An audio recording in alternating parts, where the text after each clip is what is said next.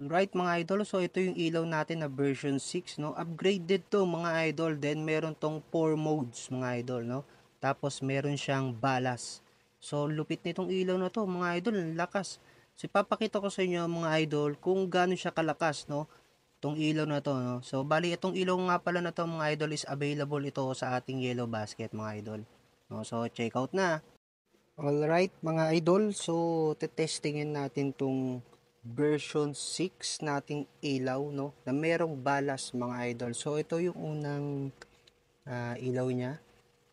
Ayan, so kulay dilaw, no. Then pangalawang ilaw, high beam. Then pangatlong ilaw, high beam saka low beam. Then mga idol, ito meron tong flasher, no. Ito yung pang-apat. Yan, no. So, yung flasher niya mga idol, dilaw, puti na nagpa-flash. Then, ito yung isa niya, sa isang niyang wire mga idol, meron siyang parang park light. Ayan. Yan. So, yan yung parang park light niya mga idol. No? So, yan yung ilaw mga idol version 6 na merong balas. Upgraded.